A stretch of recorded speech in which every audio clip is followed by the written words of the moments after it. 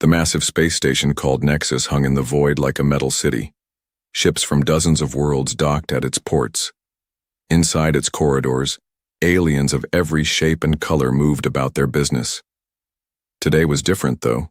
Today, the entire galaxy waited for something nobody had ever seen before. Captain Jake Morrison stood on the bridge of the UES Vengeance and watched the station grow larger on the main screen. His ship was unlike anything the galaxy had ever built. It was sleek and deadly, with weapons that could crack planets and shields that could stop stars. But Jake hoped he would never have to use them. "Captain, we're getting more signals from the station," said Lieutenant Lisa Parker from her communications post. Her fingers danced over the controls as dozens of alien languages filled the air. "They're all asking the same thing. What are we, and where did we come from?" Jake smiled. "Tell them we're humans from Earth. Tell them we come in peace." Lisa nodded and began transmitting. On the other side of the bridge, Chief Engineer Pete Collins checked his readings one more time. The ship's power core hummed with energy that made alien sensors go crazy. Human technology was different. It was better. "All systems green, Captain," Pete reported. "Though I think we're scaring them a bit. My readings show at least 50 warships out there, and none of them are moving toward us." That was the strange part. Jake had expected a fight. For 300 years, the galaxy had been at war. The Kethran Empire fought the coalition of free worlds in battles that destroyed entire star systems. Both sides were always ready for a fight.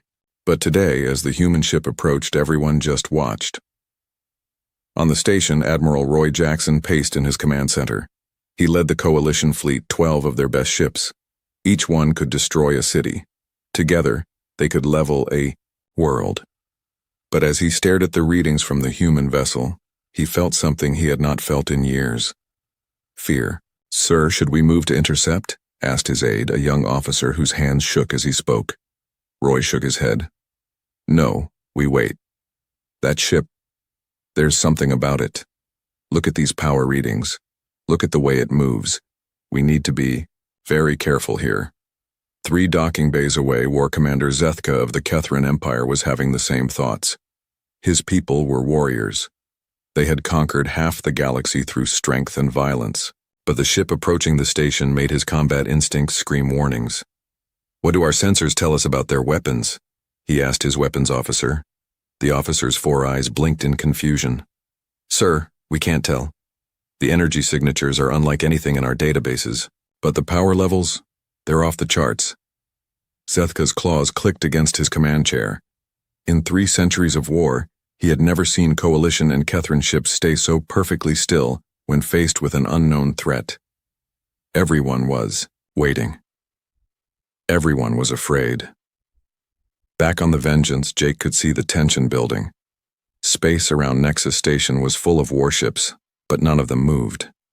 It was like the galaxy was holding its breath.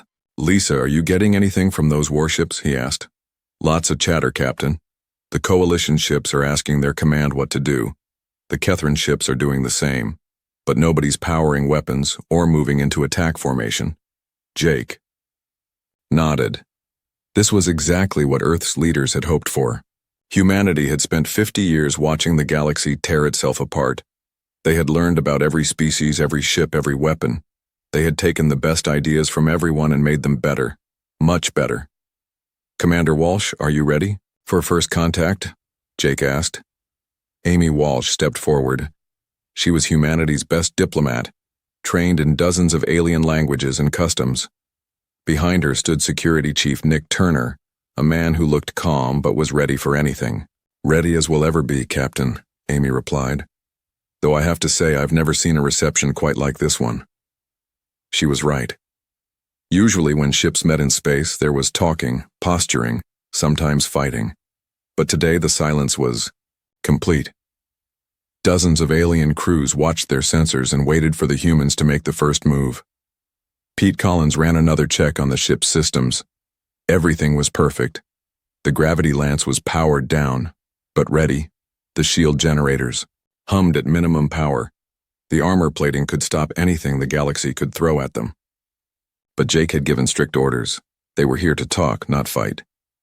"Captain, Nexus Station is requesting permission to guide us to a docking port," Lisa reported. "Granted," Jake said.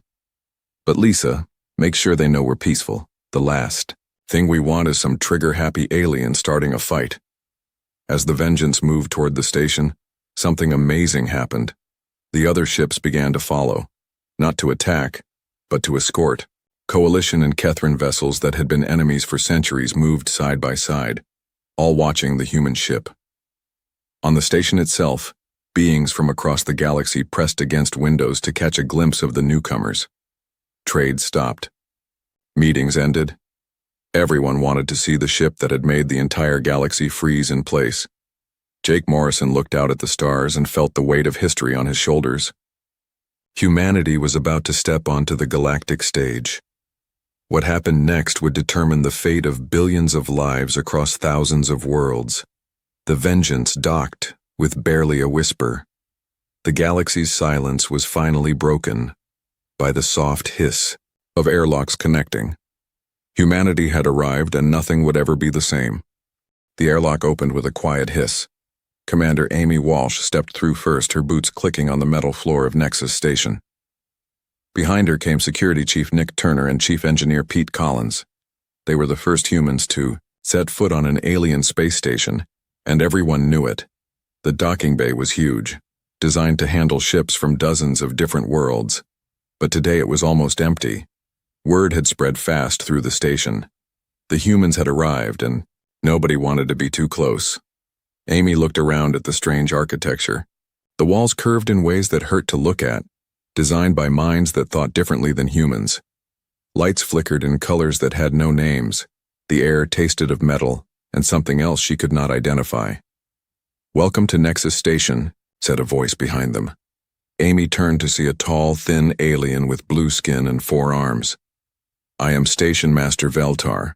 We have been expecting you." Amy smiled and extended her hand. The alien looked at it for a moment, then carefully shook it with one of his 4 hands.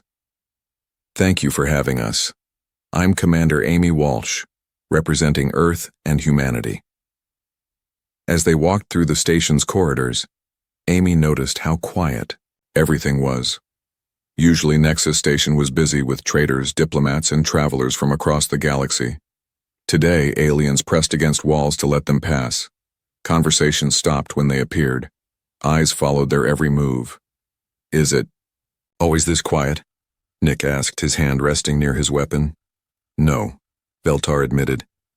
"Today is different. Word of your arrival has spread. Many species have never seen humans before. They are curious but also careful." They passed through a market where dozens of alien species traded goods from across the galaxy. Crystal formations from the ice worlds, metals from the asteroid miners, and foods that came in shapes and colors Amy had never imagined. But today, nobody was buying or selling. Everyone was watching the humans. A group of Kethran warriors stood near a weapon shop. They were tall and covered in scales with claws that could cut through steel. Their eyes followed the humans as they passed, but they did not move to attack. They just watched. "Interesting," Pete whispered. "Back home, our intelligence said Kethrans always attack first and ask questions later." "Maybe they're learning," Amy replied quietly. They reached the main conference room where the Galactic Council met. It was a circular chamber with seats for representatives from every major species. Today, it was packed. Beings from across the galaxy had come to see the humans who had made their entire fleet freeze in space. At the center of the room stood 2 figures Amy recognized from intelligence reports. Admiral Roy Jackson led the coalition forces, a middle-aged man with gray hair and tired eyes. Across from him was War Commander Zethka of the Kethran Empire, a massive alien with armor that gleamed under the lights. "Commander Walsh," Roy said, stepping forward. "Welcome to Nexus Station. I'm Admiral Jackson, Coalition Fleet." Amy shook his hand, noting how firm his grip was. This was a man used to being in control. "Thank you, Admiral. I hope we can work together." Zethka approached more slowly. His claws clicked on the floor with each step. "I am War Commander Zethka. Your ship is impressive. Where did you learn to build such weapons? We learned from the best, Amy replied carefully. We've been watching the galaxy for 50 years. We took ideas from everyone and made them better. A ripple of surprise went through the room. 50 years was not long in galactic terms. Most species took centuries to develop advanced technology. But humans had done it in half a lifetime. You've been spying on us, Zethka said, his voice carrying a hint of anger. We've been learning, Amy corrected. Your people and the Coalition have been at war for 300 years. We wanted to understand why before we made contact. Roy stepped between them. What did you learn? Amy looked around the room. Representatives from dozens of species leaned forward to hear her answer. This was the moment that would determine humanity's place in the galaxy. We learned that this war has gone on too long, she said. We learned that both sides have forgotten why they started fighting. We learned that the galaxy is tired of death. The room erupted in angry voices. Coalition delegates shouted about Kethran attacks on innocent worlds. Kethran representatives roared about Coalition expansion into their territory. The noise was overwhelming. Amy raised her hand for silence. Slowly, the room quieted. We also learned something else, something that might surprise you. She nodded to Pete, who activated a holographic display in the center of the room. Images appeared showing shipping routes, financial records, and communication intercepts. We learned that someone has been selling weapons to both sides, Amy continued. Someone has been making sure this war never ends. Someone has been getting rich while the galaxy bleeds. The room fell silent. Admiral Jackson stared at the data with growing horror. War Commander Zethka's claws extended as he realized what he was seeing. This is impossible, Roy whispered. These are our trusted suppliers. They've been helping us for decades. They've been helping everyone, Amy said quietly. They sell weapons to the Coalition, then sell the same weapons to the Kethrans. They provide intelligence to both sides. They make sure the war continues because war is profitable. Zethka's roar shook the room. You're saying we've been manipulated? That our warriors have died for someone else's profit? Yes, Amy said, simply. We have names, locations, and evidence.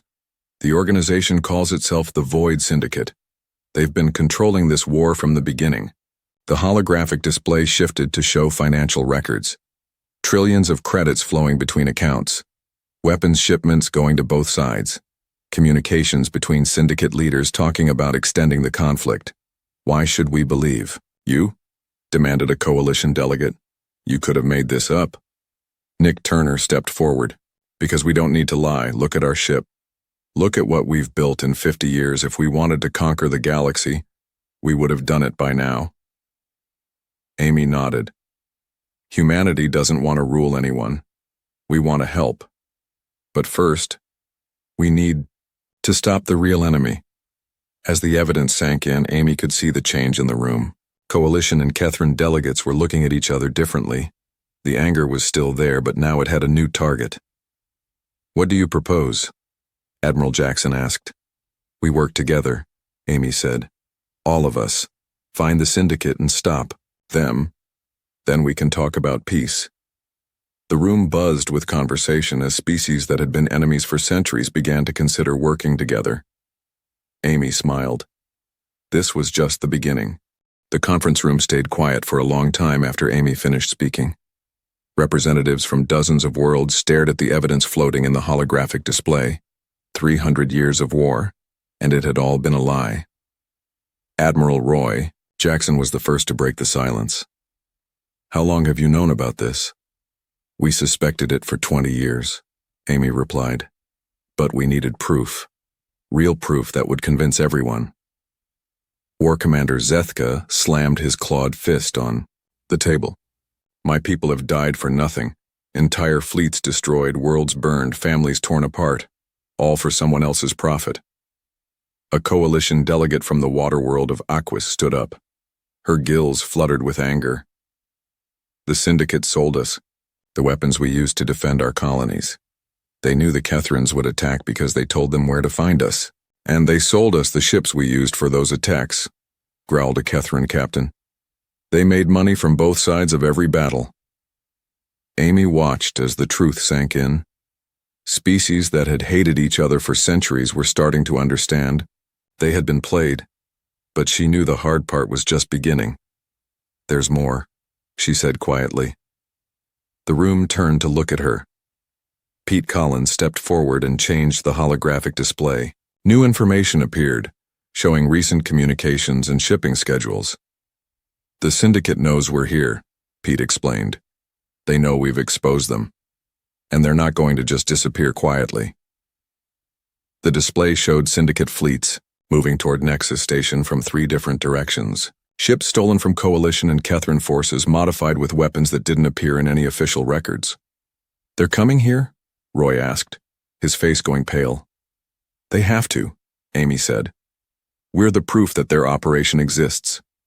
If they let us live, their entire network falls apart. They'll try to destroy the station and everyone on it." Zethka stood up, his armor clanking. "Let them come. My ships are ready for battle." "So are mine," Roy added. "Coalition and Kethran fleets together can handle anything." Amy shook her head. "Look at the intelligence data. The Syndicate has been preparing for this day for decades. They have weapons you've never seen, ships that don't exist in your databases. They know how your fleets fight because they've been watching every battle for 300 years. The room erupted in worried conversations. Species that had felt safe behind their military might suddenly realize they might not be strong enough. "What do you suggest?" asked the delegate from Aquis. Before Amy could answer, alarms began blaring throughout the station.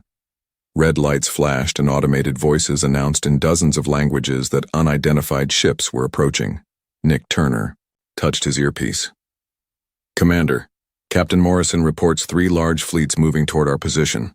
They'll be here in 6 hours. Amy nodded. "Then we don't have much time. Admiral Jackson, War Commander Zethka, I need you to coordinate your fleets. Work together like you never have before." "Work together?" Zethka's eyes narrowed. "We've been enemies for 3 centuries.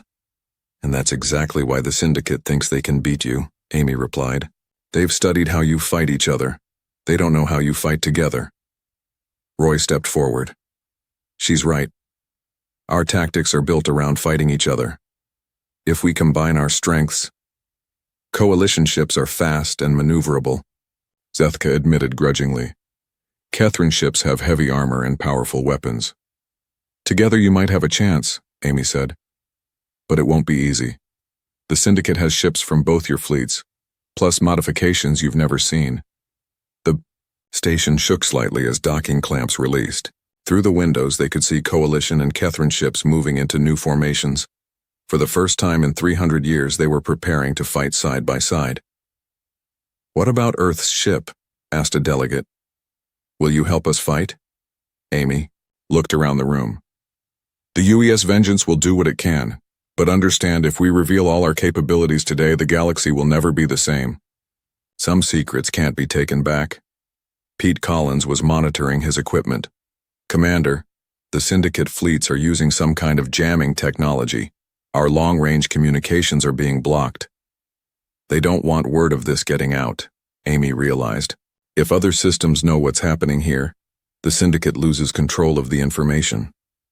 Zethka's claws clicked together as he thought. "Then we make sure someone survives to tell the story. My fastest ship will break away from the formation and jump to hyperspace before the battle begins." "Good thinking," Roy agreed. "I'll send one of our scout ships too. Different directions, different destinations." Amy smiled.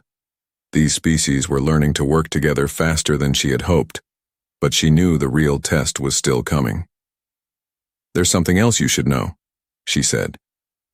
"We detected at least 50 ships in each Syndicate fleet, but our sensors show they're not fully crewed." "What does that mean?" Roy asked. "It means they're using automated systems," Pete explained. "Computer-controlled weapons, robotic crew members. The Syndicate doesn't want to risk their own people in this fight." The room fell silent as everyone understood what this meant. The Syndicate was so confident they would win that they weren't even sending living beings to do their fighting. Zethka growled low in his throat. They think we're so weak they can defeat us with machines. Then let's prove them wrong, Roy said, extending his hand to the Kethran commander. For a moment, Zethka stared at the offered hand. 300 years of war, millions of deaths, entire worlds destroyed. Then he reached out and clasped Roy's hand with his clawed one. For the first time in 3 centuries, Zethka said, Coalition and Kethran forces will fight together. Amy watched the historic handshake and felt hope rising in her chest. Maybe, just maybe, they had a chance. The station shook again as more ships undocked. Outside, the combined fleet was taking formation. In a few hours, they would face an enemy that had manipulated them for centuries. The galaxy was about to find out what happened when the truth finally came to light. The first Syndicate ships dropped out of hyperspace like wolves hunting prey. They were ugly things built from stolen Coalition and Kethran vessels, but changed with weapons that gleamed with unknown energy. Red lights blinked along their hulls, like angry eyes. On the bridge of the UES Vengeance, Captain Jake Morrison watched the enemy fleet approach. His crew was ready. They had trained for this moment for years, even though they had hoped it would never come. "How many ships, Lisa?" he asked. Lieutenant Lisa Parker checked her sensors. 150 ships total, Captain. Coming from 3 directions just like Commander Walsh predicted. Jake nodded. The Syndicate wanted to surround Nexus Station, cut off any escape routes, and destroy everyone who knew their secret. But they had made one mistake. They thought they were fighting the same old enemies who had been killing each other for 300 years. Outside the Vengeance, the combined Coalition and Kethran fleet waited in a formation nobody had ever seen before. Fast Coalition ships, mixed with heavy Kethran battleships. Enemies who had fought each other yesterday now shared communication channels and battle plans. "Admiral Jackson to all ships," Roy's voice crackled over the radio. "Remember, we're not fighting each other today. Coalition ships provide speed and cover. Kethran ships bring the heavy weapons. We work together, or we die separately, War Commander." Zethka's voice joined the channel. "Kethran warriors, today we fight beside our old enemies against our real enemy. Show them what happens when the galaxy unites." The Syndicate ships moved closer. They were confident, moving in perfect formations like they had practiced this attack many times. Their weapons were already charging, ready to turn Nexus Station into burning metal. "Captain," Pete Collins called from his engineering station, "the Syndicate ships are using some kind of new shielding. It's absorbing our sensor scans." Jake smiled coldly. "Then let's give them something stronger to absorb. Charge the gravity lance." The Vengeance's main weapon came online with a sound like thunder. Energy flowed through systems that had taken Earth's best scientists 20 years to perfect. The ship's hull vibrated as power built up in the lance's focusing chamber. The Syndicate fleet opened fire first. Hundreds of energy beams and missiles streaked toward the Allied ships. But something strange happened. Coalition ships dodged attacks they had never seen before, while Kethran ships absorbed hits that should have destroyed them. "How are they doing that?" asked Nick Turner, watching the battle from the station's command center. Amy Walsh smiled as she watched the tactical display. "They're sharing information in real time. Coalition sensors are telling Kethran ships where to put their armor. Kethran targeting systems are guiding Coalition weapons. They're fighting like one fleet instead of 2. The first Syndicate ships to die were caught completely off guard. A Coalition cruiser used its speed to get behind an enemy battleship, while a Kethran destroyer hit it with weapons that punched through its stolen armor. The Syndicate ship exploded in a ball of fire, but the enemy adapted quickly. More ships poured out of hyperspace, and these ones were different. They moved wrong, turned too fast, fired too accurately. They were not controlled by living beings. "Automated ships," Pete reported. "No life signs at all. They're being controlled by computers." Jake's jaw tightened. The Syndicate was not even willing to risk their own people in this fight. They were using machines to do their killing while they stayed safe somewhere else. "Then let's show them what real warriors can do," he said. "Fire the gravity lance." The Vengeance's main weapon fired for the first time in actual combat. A beam of twisted space-time lanced out and hit the largest Syndicate ship. For a moment, nothing happened. Then the enemy vessel began to collapse in on itself. its hull bending and twisting as gravity went insane inside it. The Syndicate ship was crushed into a ball of metal no bigger than a car. Then it disappeared completely, pulled into a tiny, black hole that lasted only seconds before evaporating. The entire battle stopped. Coalition ships, Catherine ships, and Syndicate ships all froze as they tried to understand what they had just seen. What was that? Roy's voice was barely a whisper. Over the radio. That was a gravity lance, Jake replied calmly. One of many weapons humanity has developed while watching your war. The Syndicate ships recovered first. They had been programmed to complete their mission no matter what. Dozens of them turned toward the Vengeance, firing everything they had. The human ship's shields flared as energy weapons hit them, but the barriers held. Then the Vengeance fired back with weapons the galaxy had never seen. Particle beams that cut through enemy hulls like paper, missiles that could think for themselves and hunt down targets, defensive systems that turned enemy shots back at their own ships. My God, Zethka breathed. What have you humans been building? Everything we needed to protect ourselves, Jake answered, and everyone else. The battle turned into a massacre. Syndicate ships were destroyed faster than they could be replaced. Their computer minds could not adapt to weapons and tactics they had never encountered. Coalition and Catherine ships pressed their advantage, working together like they had been allies for centuries instead of enemies. But the real shock came when Lieutenant Commander Sam Rodriguez led a boarding party onto the Syndicate flagship. The ship's computer core contained information that made everyone sick.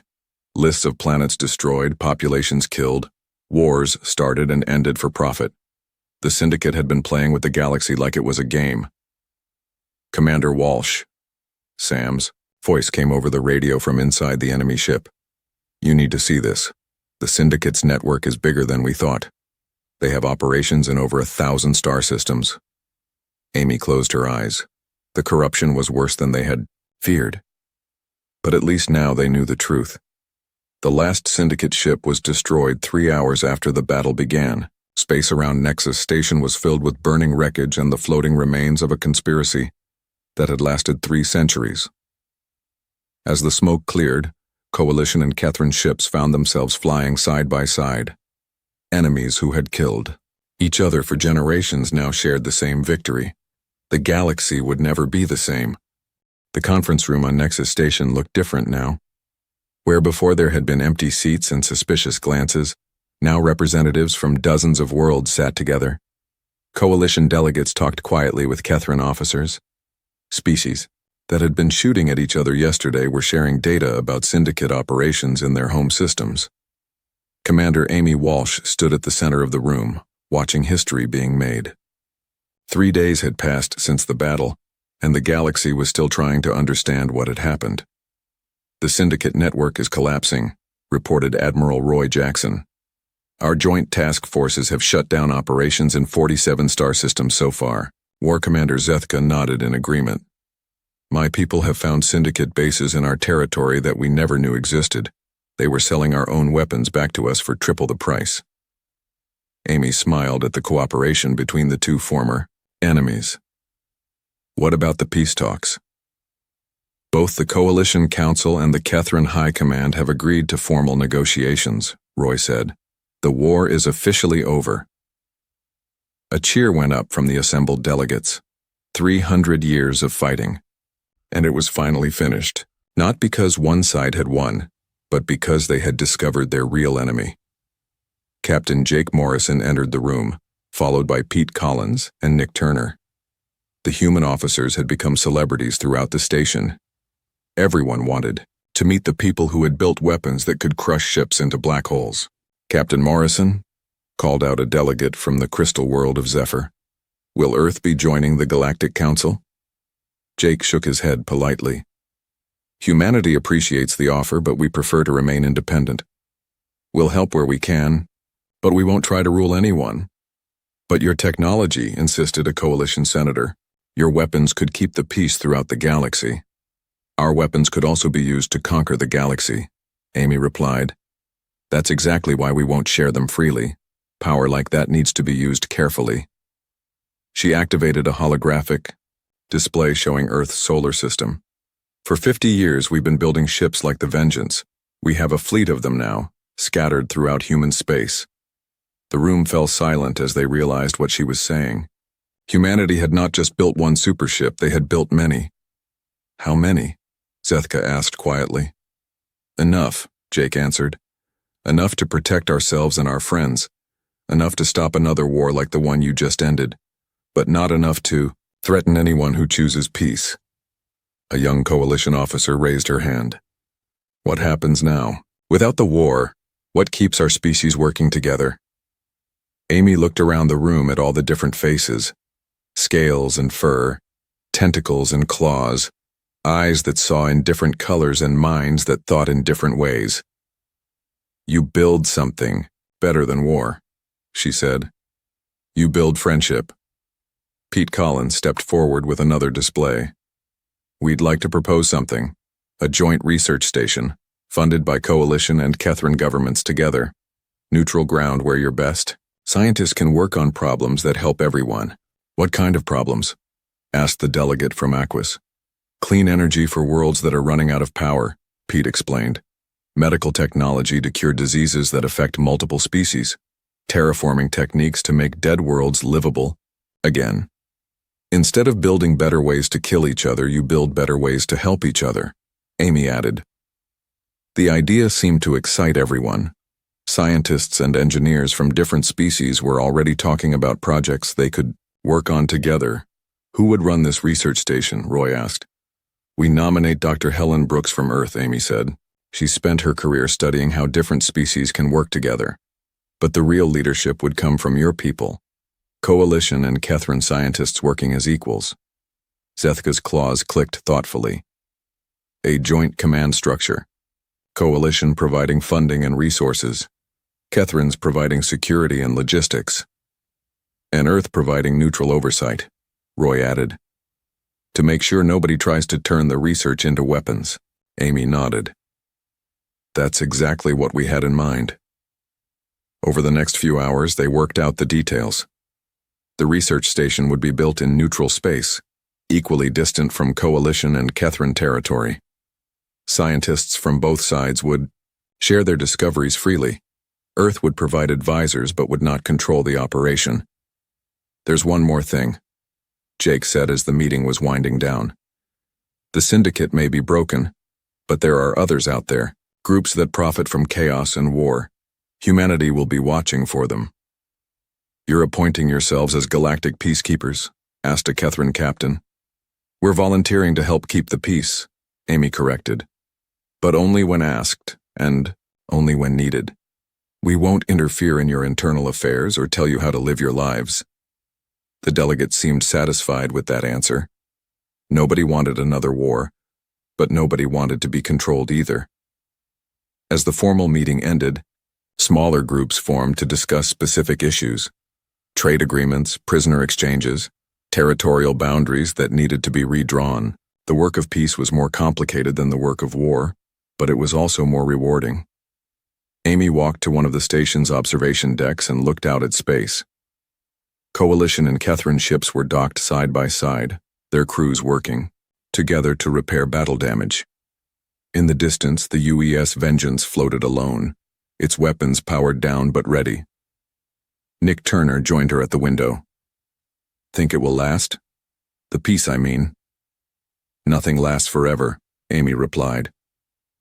But maybe it will last long enough for them to remember why peace is better than war.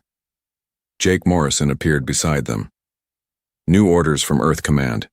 We're to patrol the outer systems, make sure no more syndicate cells are operating out. There, Amy nodded. And after that? After that, we go home. Let the galaxy solve its own problems for a while. Jake smiled. But we'll be listening, just in case they need us again. As the Vengeance prepared to depart, Amy took one last look at Nexus Station. Coalition and Kethrin delegates were shaking hands, making plans for a future without war. Species that had been enemies were becoming friends. The galaxy had learned an important lesson. Sometimes the biggest threat comes not from your enemies, but from those who profit from your hatred. And sometimes, peace is worth more than any weapon. Humanity had shown them the way. Now it was up to them to walk the path.